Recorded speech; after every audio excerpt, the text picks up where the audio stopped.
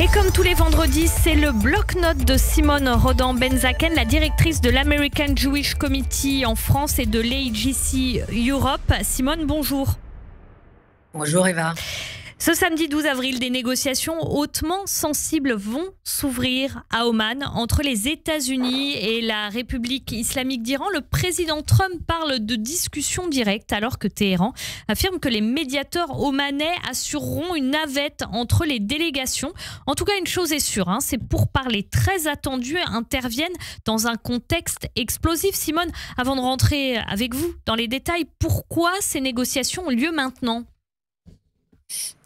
Vous l'avez dit auparavant dans votre conversation avec Nicole Bacharan, parce que, même si on le dit depuis des années, parce que malgré tout, nous sommes à un point critique.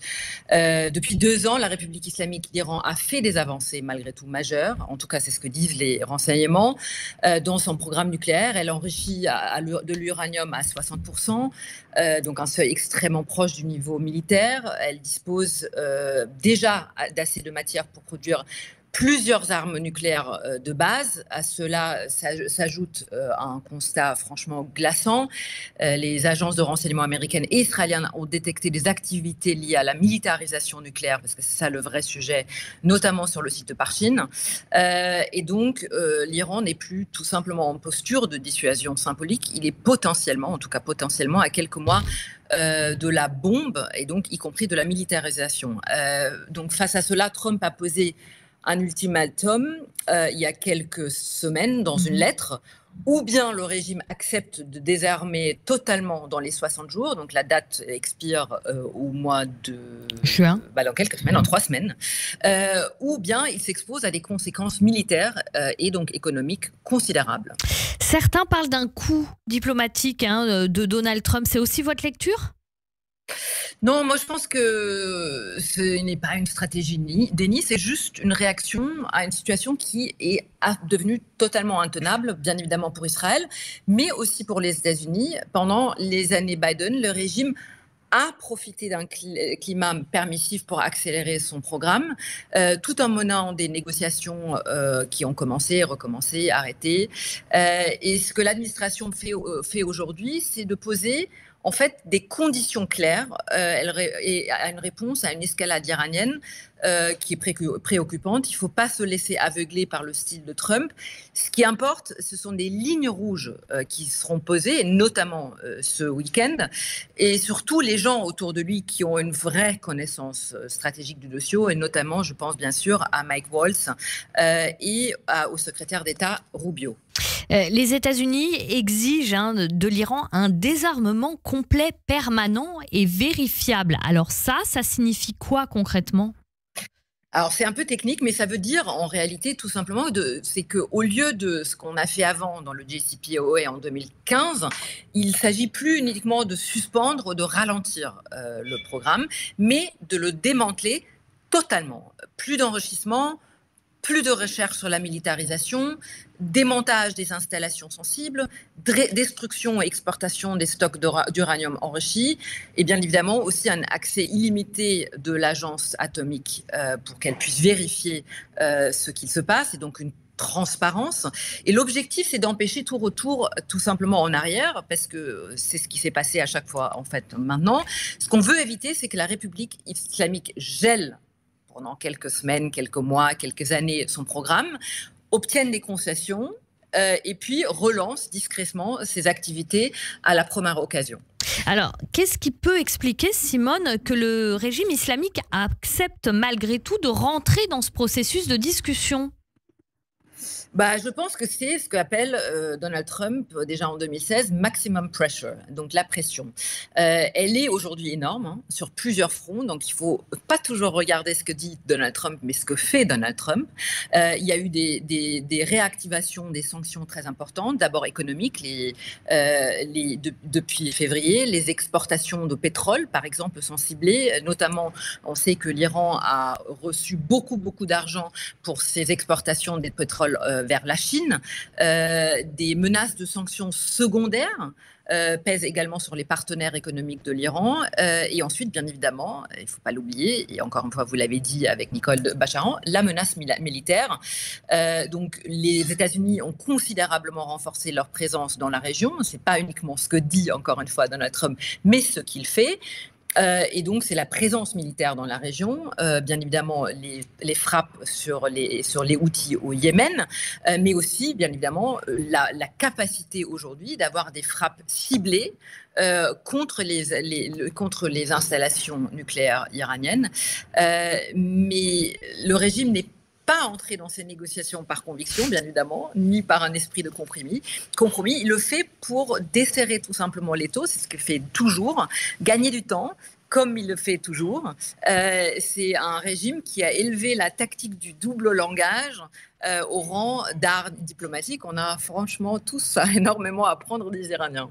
Oui, effectivement, gagner du temps. Hein. D'ailleurs, l'Iran a annoncé qu'elle voulait, pour l'instant, un accord intérimaire. Donc, ce sera à suivre demain. Exactement. Et l'Europe, dans tout ça, Simone, elle semble relativement absente du processus actuel. Hein. Oui, c'est vrai, et franchement, c'est regrettable. L'Europe pourrait jouer un rôle décisif, mais elle est restée un peu timide, prudente, paralysée parfois à l'idée de toute forme de fermeté. Il est souvent dit dans les chancelleries européennes qu'ils ont peur de l'escalade, comme si les Iraniens n'étaient déjà pas en escalade. Et la réalité, c'est que les pays signataires de l'accord de 2015 ont en réalité énormément de pouvoir. La France, l'Allemagne et le Royaume-Uni ont un levier majeur, ça s'appelle les snapbacks, qui sont prévus par la résolution 2231 du Conseil de sécurité. C'est un mécanisme qui leur permet, s'il le déclenche, de réimposer automatiquement des sanctions de l'ONU contre la République islamique, sans veto possible de la Chine et de la Russie. C'est très important. Et donc, c'est une arme diplomatique puissante qui expire au mois d'octobre. Donc, il faut que les Européens se dépêchent.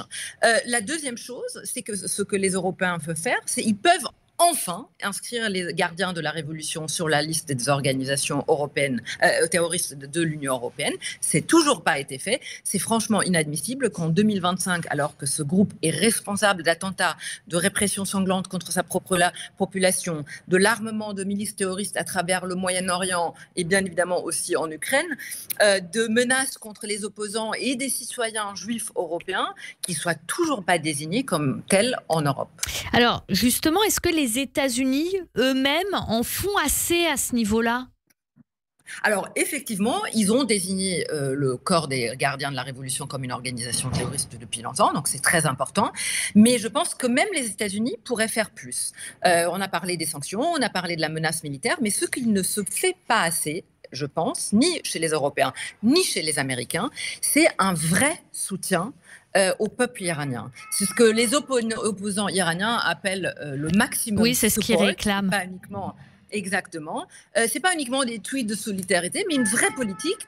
Plus de sanctions ciblées contre les responsables de la répression, plus de soutien aux médias indépendants, plus de moyens de communication, plus de pression sur les réseaux de propagande du régime en Europe. C'est quelque chose qui est facile et qui, en mon avis, enverrait un message très important à la population iranienne qui attend qu'une chose, c'est de se débarrasser de ce régime horrible. Alors, on ne l'a pas encore évoqué, bien sûr, mais ça flotte comme ça depuis le début de cette chronique. Israël est bien entendu au centre de toutes les préoccupations sécuritaires. Comment est-ce qu'Israël perçoit ces discussions quand même apparemment directes entre les États-Unis, le plus puissant allié militaire d'Israël, et l'Iran, son ennemi le plus farouche?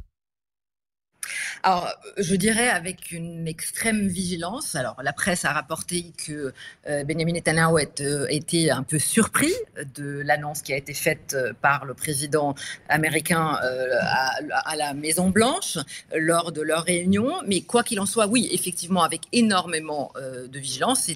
On le sait tous, c'est une menace existentielle. C'est pas juste une menace tout court, comme d'autres. Et donc, si ces négociations échouent, et la communauté internationale ne prend pas ses responsabilités, Israël n'exclut pas d'agir seul. On le sait tous, et les Israéliens préfèrent être accompagnés notamment par leurs alliés américains, mais ils l'ont déjà prouvé dans le passé, en Irak ou en Syrie. C'est une option qui ne prendra pas à la légère. Et donc, si c'est nécessaire, les Israéliens, à mon avis, agiraient seuls. Vous avez mentionné aussi l'importance de figures politiques expérimentées dans ce genre de dossier. À quoi est-ce que vous pensez précisément, Simone ? Une chose simple, les négociations avec la République islamique d'Iran ne peuvent pas être menées par des gens qui n'ont ni mémoire ni aucune vision stratégique. C'est ce qu'on voit quand même beaucoup ce dernier temps dans certaines administrations. Et il ne s'agit pas de rechercher un compromis à tout prix. Il faut être intelligent, il faut le faire ensemble. Et donc, ce qui me rassure un peu, c'est effectivement des personnalités comme Marco Rubio ou Tim Walz qui, pour ne citer qu'eux, possèdent quand même une expérience, une lucidité, une rigueur indispensable pour mener ces négociations. Et pas ceux qui croient qu'un sourire diplomatique que les Iraniens savent faire si bien peut remplacer un rapport de force. Il faut bien sûr malheureusement déjà envisager un échec des négociations très rapidement. Simone, quel message devrait retenir le public qui nous écoute aujourd'hui ? Préparation d'un échec même s'il ne faut pas le souhaiter ? Alors effectivement, il ne faut pas le souhaiter, mais si la République islamique refuse d'engager un processus de désarmement total, et c'est ça qu'il faut demander, je pense qu'il faudra quitter la table de négociation immédiatement. Merci beaucoup Simone Rodin-Benzaken. On vous retrouve bien sûr la semaine prochaine pour votre chronique hebdomadaire dans le Grand Journal. Shabbat Shalom et Chag Sameach. Merci.